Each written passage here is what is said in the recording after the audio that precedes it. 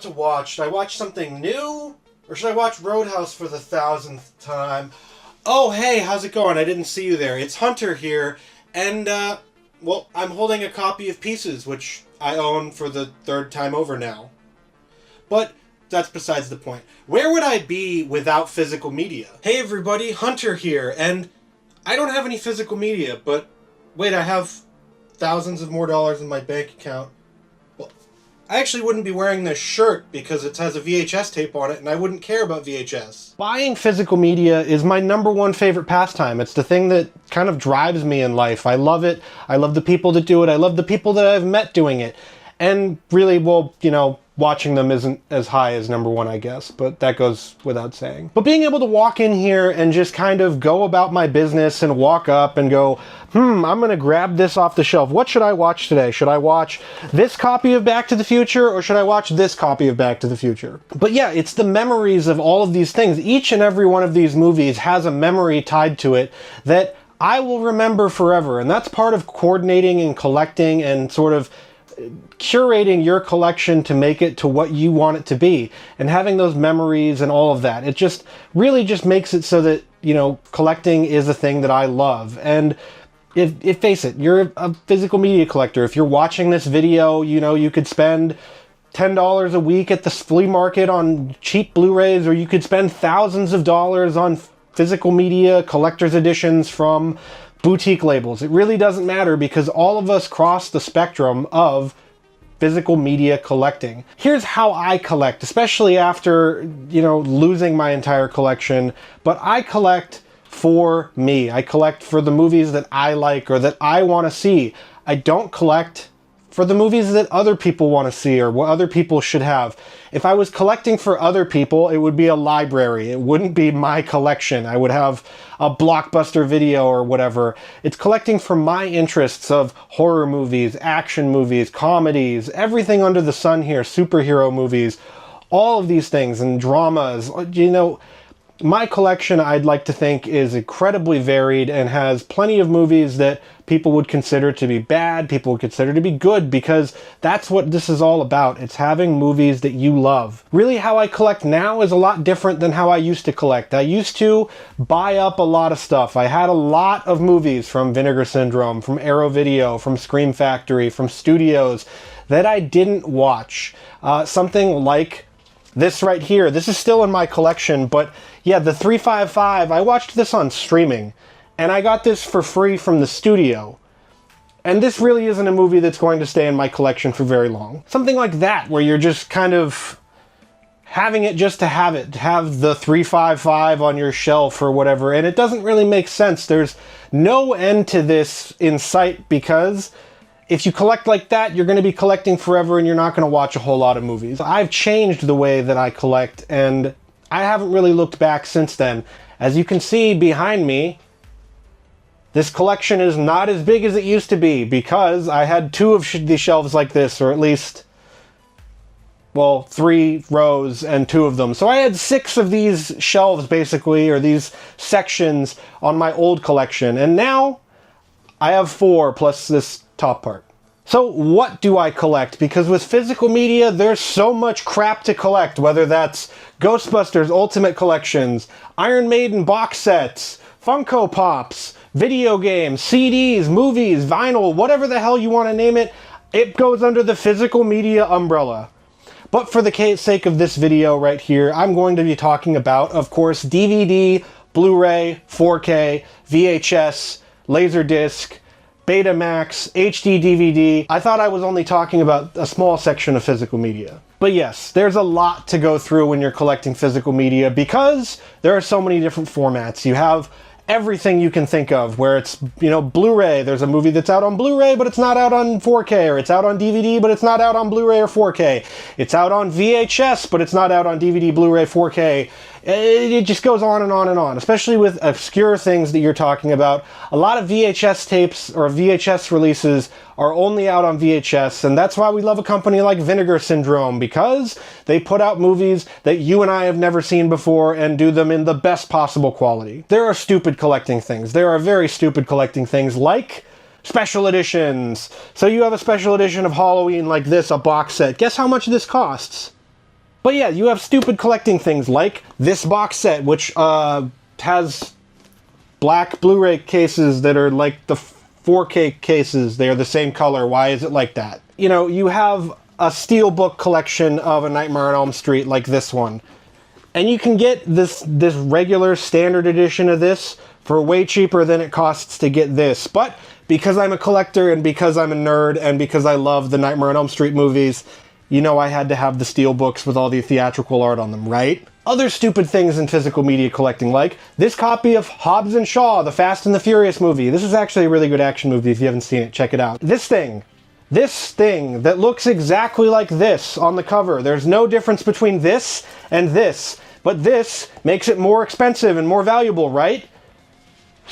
What the hell? And then there's other things, like this copy of Hellraiser, Quartet of Torment. It comes with the first 4 Hellraiser movies. That's awesome, right? They're in 4K, they're beautiful, they're wonderful looking.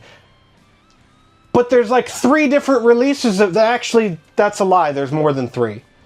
There's like 8, and they have each of the Cenobites on the cover. And if you're a big Hellraiser fan, you probably need to get all of them. So what do you do? What do you do when you have all of these movies and you go out and you look at something and you go, I can't remember what movie I have. I've bought doubles of my stuff before. You know what? I have an entire section right here of just doubles I've bought of Vinegar Syndrome movies because, well, when you're replacing a bunch of stuff, you kind of forget sometimes what you've bought. And so then you don't look at the back behind you on your shelf, and then you buy it again. How do you fix this problem? Well, you make a spreadsheet. Or you can use an app. I use an app, a spreadsheet works just as well, and you go through and you document all of your movies, and you put them all on that spreadsheet, what version you have of it, if you have multiple versions of it, so you can laugh at yourself later and go, why do I have 7 copies of Halloween? I only watch the 4K once a year. You might be asking yourself too, Hunter, how do I start? How do you start collecting physical media? Well, let's take a trip down memory lane and go through what I started my physical media collection like. And yes, there is something that is very, very near and dear to my heart, and that is this. Oh, this isn't the original copy of the movie that burned up in the fire, but my copy of Halloween 2. It started at a Best Buy. Yes, I went to a Best Buy on a rainy January day here in Southern California to go buy anything. I had disposable income and I wanted to buy stuff because, well, that's how teenagers operate. That's kind of how I operate now. That copy of Halloween 2 stuck out in my mind because it was the first Scream Factory title that I had ever bought. I didn't look at it and go, wow, it's a Scream Factory copy of Halloween 2 on Blu-ray. No, I just went, wow, I've never seen Halloween 2. I've seen Halloween 1. Let's see what this is all about. So you knocked out 2 birds with 1 stone because I watched Halloween 2, and then that led me to watching Halloween 3, which was weird because I watched Halloween 3 and I went, where's Michael Myers? Why is he on the TV in the movie? So I watched my copy of Halloween 3, I bought it, and then it went on to basically a love affair with physical media. Roll the clock forward a little bit because I had a meager collection. It wasn't anything as big as this. It wasn't anything as big as what it could have been or what it was. But roll the clock forward to 2020 and we are in what, like March of 2020? We're stuck inside. We're all sad. We don't want to get sick. We can't see our friends. We can't see our family. So what did I do? I surrounded myself with physical media. I bought the House collection from Arrow Video, which I still haven't replaced, by the way. I need to replace that. I need to buy it. It's so good. Gosh. So I surrounded myself with physical media. Yes, I got around and I made a physical media vault, basically, to myself. I had this ugly red coffee table thing, entertainment center. I don't really know what it was. It was from IKEA. I used it as a physical media shelf. I put it on its side, vertical, and that was my physical media shelf. It definitely wasn't supposed to be a physical media shelf, and yet here we are. And I got started, and I just kind of started buying stuff. I started watching videos from people on YouTube. I started looking up the best releases of these horror movies, or, you know, in certain cases, the worst releases of these horror movies. And I bought stuff, and I started collecting, and I started cataloging my collection. And then I started on YouTube, and you started seeing my pretty face on your screens. But that's not how you should start, really. I don't think you should start collecting physical media like that. You want to know why? Because that way leads to overbuying. how you should start physical media is what makes it best for you. If you just want to collect horror movies, collect horror movies. If you just want to collect action movies, collect action movies. If you just want to collect DVDs, collect DVDs, because DVDs are dirt cheap. I went to a physical media store the other day, looked around, saw a bunch of 4Ks for $45 each for new releases, and saw a bunch of DVDs for $2 each. What's a better idea? Buying a bunch of $2 DVDs and getting 10 movies, or buying a 4K and getting 1 movie? You can be the judge of that. But yes, what's the best way to find your physical media? Because going to those physical media stores is kind of like going to video game stores. You never know what you're going to get. You might walk in and go, wow, this is a copy of The Legend of Zelda Breath of the Wild for $40 and it retails for $70 because Nintendo's greedy? That's awesome. Or you might walk in and find yourself looking at something like this. Why in the heck is this copy of Fallout Season 1 on 4K $80? Shame on you. Those kind of stores are hit or miss. Really, they are. You might find a good one, you might find a bad one. But the point is to look around. Go to pawn shops. The pawn shops around me all suck. They're terrible, but they might be better around you. Goodwills, you might have a better chance of finding physical media. It really depends. It depends on the region that you're in for Goodwill. I learned that recently, that if you're in a certain region, they might just round up all of the physical media, whether that's movies, video games, CDs, whatever else, and ship it off to their Shop Goodwill hub, and then buy it from there, because that's what they do sometimes. Or they might just actually put it out on the shelf. You never know. Look around at your area, see what other people say about that. Going on eBay is a great choice too. You can get stuff on eBay. I've replaced a lot of movies in my collection for decent prices on eBay. I went on eBay and I got the first 5 Halloween movies on 4K with these snazzy slip cases, and I got them for basically around the price that I paid for them originally. Now, they're not new in the shrink wrap, but I don't care because I actually watch these movies. Or just buying direct from places like Vinegar Syndrome, Arrow Video, Orbit DVD, Diabolic DVD, Groove. Yes, it's pronounced Groove. A lot of people told me that when I said that it was pronounced Grove. You can get places and deals from all these places. There's sales all the time. These stores might say, oh hey, we're having our big Black Friday sale, but guess what? We're having our big other Black Friday sale right after our Christmas sale, our February sale, our Valentine's Day sale, our Flag Day sale, our Arbor Day sale, Earth Day sale, whatever else. You're gonna have sales all the frickin' time, and you'll be able to get movies for a better price than just the MSRP. Here's the other thing. You can go to flea markets, but guess what? At flea markets, you might deal with scalpers. And now, I might say that scalpers are the scum of the earth, but really they're just people trying to make money, yada, yada, yada. Except for the fact that scalpers bought a lot of this right here. The Nightmare on Elm Street 4K collection. This thing went out of print. This thing, the Ghostbusters Ultimate Collection right here, also bought by scalpers. So, when I do say it, I say it with my whole heart and my whole chest. Scalpers are the scum of the earth. So don't be a scalper and don't buy from scalpers, because that only makes their behavior that much worse. But when you're looking to buy things and you can just kind of go around, it might be nice to look at expensive stuff. It is nice to go, oh my god, this copy of Paramount Scares, it's $80. When you can buy the stuff in the Paramount Scares box set for less than $80 online. You can get the individual pieces or on Blu-ray or DVD for way less than that. You don't need to spend up on expensive stuff. That's something that you might want to do, but you don't need to do it. You don't need to have all of this expensive stuff, because at the end of the day, like I've said a million times, and I'm trying to hammer it home into your heads, it's your collection. Build it how you want to build it. There is something with physical media that I have run into as someone who's had to replace their entire collection, and that's people like me that have plastic wrap on their films. I have sealed copies of a bunch of stuff because I haven't gotten around to watching it, but I have watched Army of Darkness before, and I did have a funny story about Army of Darkness previously before I owned this 4K twice. But still, that goes without saying, is that there are some people out there that like having sealed movies or sealed box sets, and I find that kind of weird. I find that kind of weird because, well, why would you own the movie if you're not going to watch it? I try to watch all of my movies. I try to get through things. I try to watch things immediately when I get them.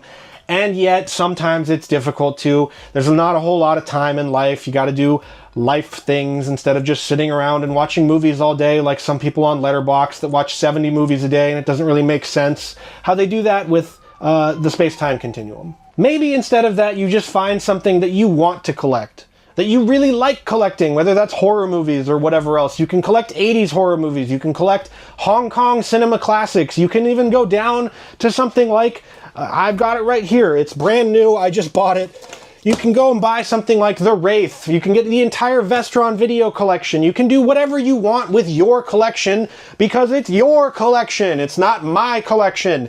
All of that. You can get as granular as you possibly want, or you can go as big as you possibly want, because as long as you've got the space, you can fit as much stuff. I don't have that much space, and my cat really likes being in this room, and he kind of likes chewing on things a little bit, so I can't have physical media spilling out all over the ground as much as I'd love to. So at the end of the day, consider opening and watching your movies. It's a lot more fun that way. It's a lot more fun to watch the special features. It's a lot more fun to just kind of look at it and then watch it, and then enjoy it, and tell your friends about this new movie that you've watched that you love. Lastly, with how to store your physical media, take care of it. Make sure it's in a room that isn't too hot or too cold or too musty or too dry or whatever. Really, it's about keeping it in a vault. If you really want to, you should build a vault. I'm just kidding. You shouldn't build a vault for your physical media. As much as we love to talk about preservation of these things, that it is preserving or whatever, the government's not breaking down my door anytime soon to take my copy of Bad Moon because it has a swear word in it or whatever. At least I hope they're not. But yes, store your movies how you want them to be stored, because really, at the end of the day, you can store them like this with all the spines, and you can alphabetize them and sort them by collection, by blue teak label or whatever, because it looks nice in your head or it looks nice on camera. Or you could just throw them around all over the place. That one I don't really recommend, because you'll never be able to find anything, and you'll probably buy a lot of doubles and triples. But if you alphabetize it and you have the spreadsheet, it's a lot easier to not do that. You want people to look at this stuff and it looks nice. You might come in here and go, wow, this looks really nice. But you want, your friends to come over and look at your blockbuster video slice of heaven that you're building for yourself. Now, for the problems with physical media collecting. Because there are problems besides the fact that you will be entranced by that slipcover copy, that you will never ever want something without a slipcover. Slipcovers will end up ruining your life. They will end up being more of an addiction than anything you've ever had in your entire life. So just be aware before you start buying stuff with slipcovers. Really, before, when I had basically twice as many movies as I do now, maybe 3 times as many movies as I do now, because I was trying to purge a bit from my collection, and I didn't end up actually selling those movies that I had to purge before. But there is something nice about having a small collection, about having a bunch of movies that are curated specifically to you. And I know I have this dream. I want to have my own blockbuster video. I want to have a basement, even though in Southern California we don't have basements anywhere. I want to have a basement that looks like an old Hollywood video or a blockbuster video, and I want to be the guy behind on the crappy computer typing in, seeing if we have a copy of it or not, and telling your friends about movies that you need to watch. Having 3,000, 4,000, 5,000, 10,000 movies is nice to look at, maybe, but to catalog and to keep track of and to keep clean and to make sure that you don't own 7 copies of Halloween over again, it is end up being a little bit problematic. And really, the thing that I've learned over the course of rebuying a lot of these movies is that the thrill of the hunt of the movie, of finding those copies of Halloween, the 4Ks or whatever, for a decent price, is kind of sometimes more fun than them sitting on your shelf. And I know, a lot of people out there will give you props for owning something cool, for owning Foam Finger from the Toxic Avenger or whatever. But a lot of the time it just kind of sits up there and goes, and you walk in every time and you go, why is there a big green fist sticking out of my collection? And you wonder to yourself things like that. But the first couple years of me collecting were really seemingly the most fun. But like I've said in this video and other videos about my collection burning in the Eaton fire, it's sort of rekindled, and I know that's really funny to say about a fire, to rekindle something, but it has. It really has rekindled my love of collecting, my love of physical media, my love of talking with other people about physical media. Yes, talking to you out there, the people watching this video, either the people that just are watching this because they enjoy my content, the people that are clicking on this video because they're trying to get into physical media collecting for the first time. Either way, all of those people in between, all of on that spectrum, it's really rekindled my love of the hobby.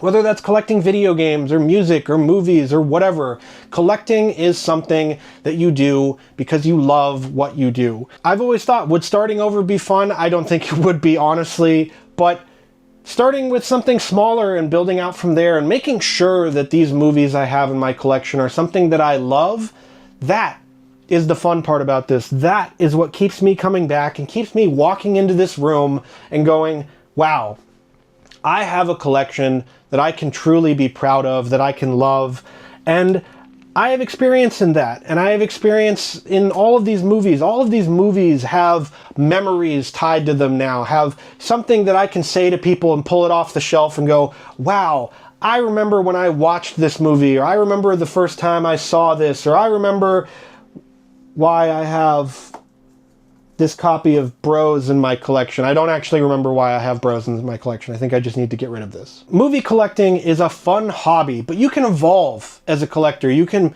go past what you need to be. If you have that 5,000 movie collection and you're going, God, I want more space. Well, you can make more space and you can sort of go through and you can get rid of stuff, or you can start moving stuff around, or you can change and evolve as a movie lover, as a collector of physical media. You can collect other things in physical media. You don't have to just be a movie collector. You can collect video games. You can collect whatever you want, comic books, toys. Just as long as you have the space and the budget for it and you're not killing yourself trying to figure out all of it, that's the fun of collecting. That's the fun, the thrill of the hunt, the thrill of the chase, everything that goes into this hobby as a whole. And really, at the end of the day, physical media collecting, it's a lot better for your health, it's a lot better for your mental health than collecting something like Magic the Gathering cards, right?